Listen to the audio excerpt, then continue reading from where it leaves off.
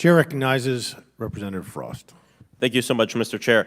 You know, I'm glad to hear that my colleagues on the other side of the aisle, and I've heard it said time and time again, are very concerned about the overreach of government. And I want to give a suggestion. We should look at a state where government is very much overreaching, my state of Florida, where our Governor Ron DeSantis is abusing the power of the state to target people who disagree with him. And so if folks want to talk about government overreach, I suggest going to where it is the worst, in fascist Governor DeSantis. I'll also say this. We heard people talking about, folks talking about disabled veterans, which is an incredibly important issue to me, as my father and a lot of folks in my families are veterans that come from a military family. But I just want to state for the record, no disabled veteran group submitted public comment about the ATF rule as an issue. And when we reached out to these groups, they advised that they do not intend on taking that position. Mr. Wilcox, do you want to speculate why they're not wanting to comment on this? I'm reticent to speak for another organization, but I'd have to guess that it's because they don't see it as a disabled veterans issue. Okay, thank you. Mr. Wilcox, how many people did we lose last year due to gun violence? There was 48,830 people killed by guns in this country last year.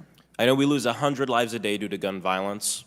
Hundreds are shot a day, and thousands survive shootings. Is that correct, Mr. Wilcox? That's right, and my numbers actually were for 2021, not for last year. Over time, is this problem getting worse, or is it getting better? Sadly and tragically, it is getting worse. The rate of gun deaths has increased 39% from 2012 to 2021. Does the premise of this hearing get us any closer to solving gun violence?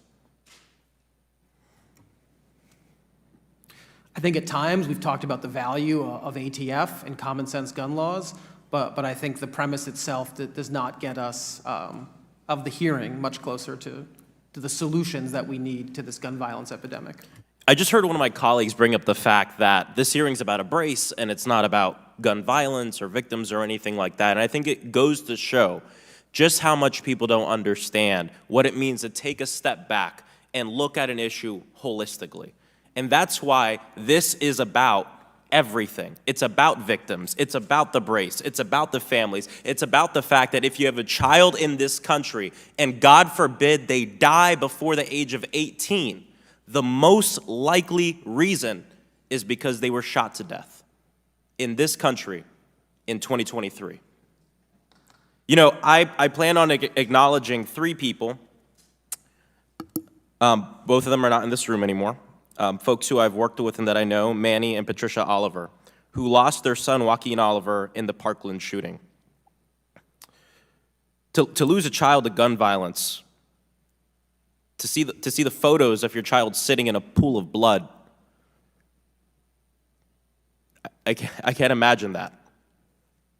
You know, Manny and Patricia have dedicated their lives to fighting for a world where true justice can be achieved because, unfortunately, there is no justice for the dead, and true justice is ensuring that this never happens again.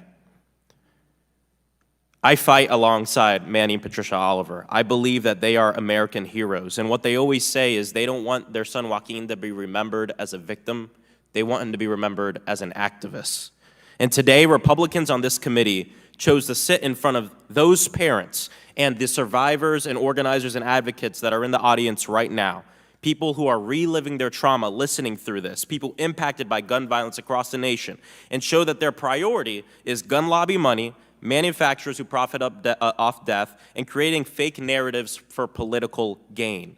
Again, the leading cause of death for kids in America is guns. And today's hearing is about distracting the people from the truth. They want you to believe that the greater threat is the ATF and not the facts that are in front of us. We heard one of my colleagues bring up facts. Let's look at the facts, and I just said them.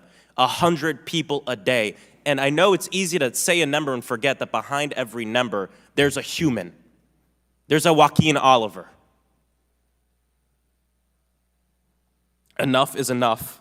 Not one more. And to all the organizers, advocates, survivors, and families here today, I'm so sorry that you've had to sit through this hearing. I'm so sorry that you had to see what happened outside to Manny and Patricia. who are just fighting for a world where no other parents have to go through what they went through. And I, for one, believe this has nothing to do with policy and everything to do with politics. And I won't be listening to another second of it, and I wouldn't blame you all if you made the same decision. I yield back.